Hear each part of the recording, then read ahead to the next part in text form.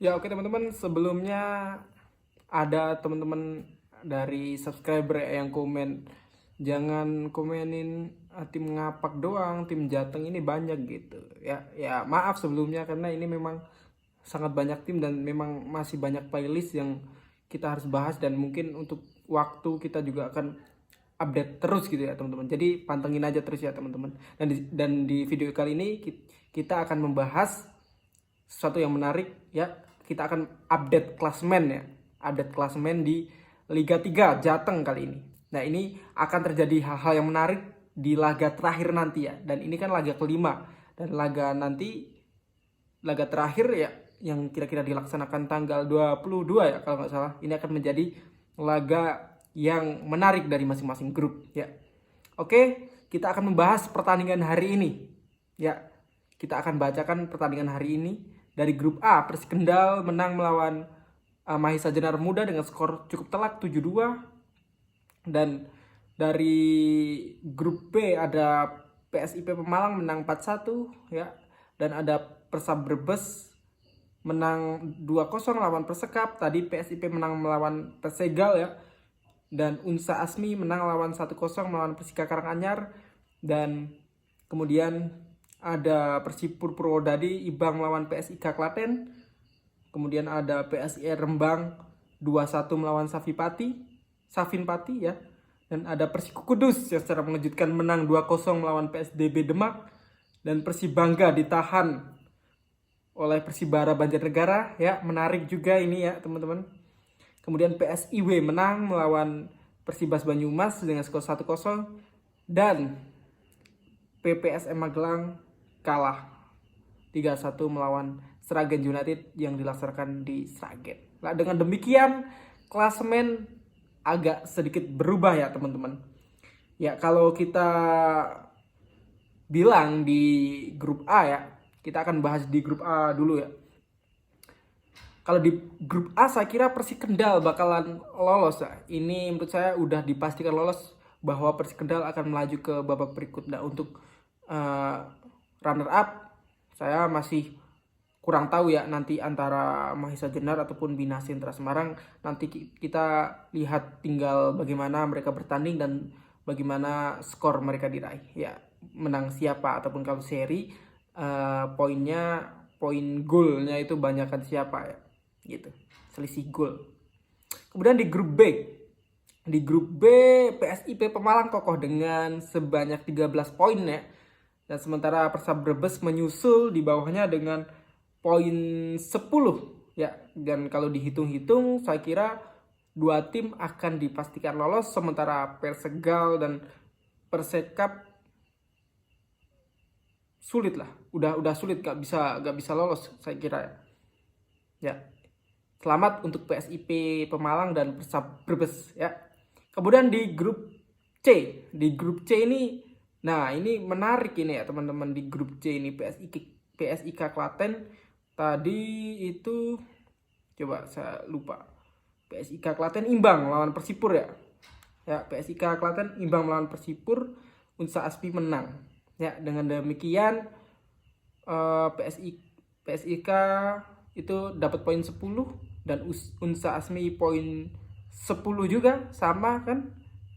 Sementara Persika Karanganyar itu kalah ya. Jadi kalah dengan Unsa Asmi sehingga poinnya itu 6. Ya, masih 6. Dan ini saya kira udah nggak bisa mengejar ya untuk dua tim di atas, PSIK dan Unsa Asmi ya. Jadi selamat juga untuk PSIK Klaten dan Unsa Asmi yang dipastikan akan lolos dan berlaga di fase berikut ya.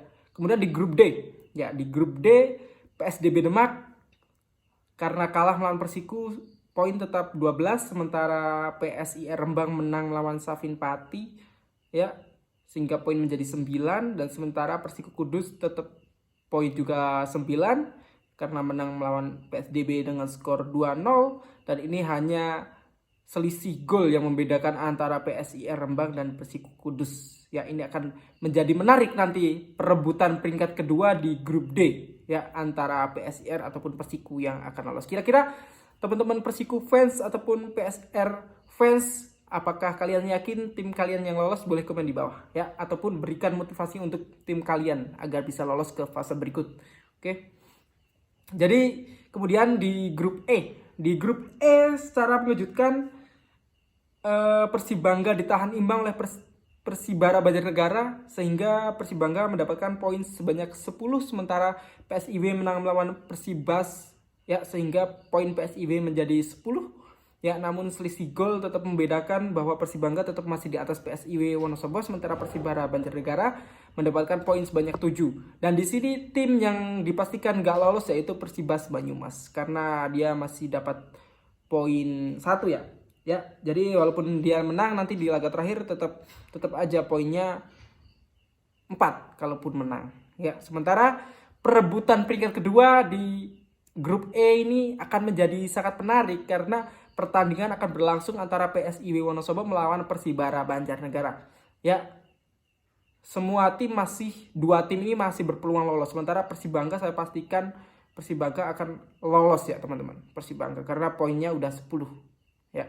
Dan dia nggak ngelawan tim yang notabene peringkat kedua ataupun ketiga ini, PSIW ataupun Persibara, karena Persibangga akan melawan Persibas ya. At least PSIW harus minimal imbang untuk lolos, sementara Persibara harus memenangkan laga di kali ini. Dan ini akan menjadi pertandingan yang menarik ya. Kalau saya lihat kira-kira Persibara akan menampilkan skuad menyerang ya, sementara PSIW saya kira dia tidak mau kecolongan juga, minimal PSIW harus imbang kalau mau lolos. Syukur-syukur PSIW bisa menang lah. Kalau menang kan aman, dan saya yakin PSIW bisa lolos kalau PSIW menang gitu kan. Ya. Kemudian di grup F ya. Di grup F ini saya kira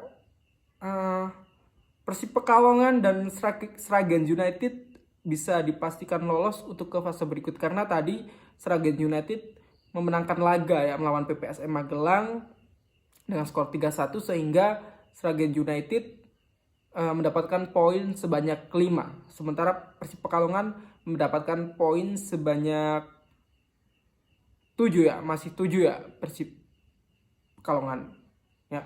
Dan PPSM Magelang praktis hanya bermain imbang melawan Sragen United. Nanti meskipun bisa menang melawan Persib Pekalongan, ini akan tetap sulit buat PPSM Magelang karena jika menang PPSM Magelang hanya mendapatkan poin sebanyak 4. Jadi dipastikan lolos untuk Persib Pekalongan dan Sragen United ya. Oke, jadi tadi tim-tim yang seperti di grup E ataupun di grup D ya, dan di grup D dan di grup E ya, yang lain udah dipastikan banyakkan tim yang lolos ya. Dan di grup D dan di grup E ada 4 tim yang akan berjuang ya, yaitu PSIW Wonosobo, kemudian Persibara Banjarnegara, kemudian ada PSIR Rembang dan Persiku Kudus ya. Menurut teman-teman siapakah yang akan lolos mewakili grup D ataupun grup E untuk di fase berikut? Ya, silahkan komen di bawah ya. Ini akan menjadi sebuah pertandingan menarik dan menjadikan sejarah dalam persepak bolaan nasional, khususnya untuk Liga 3 Jateng, siapakah yang akan lolos ke fase berikut. Oke, silahkan komen di bawah. Jadi sekian ya video teman-teman untuk video kali ini. Cukup kita akan update klasemen dulu, nanti kita akan bahas lebih lanjut di video lainnya. Sampai jumpa di video selanjutnya.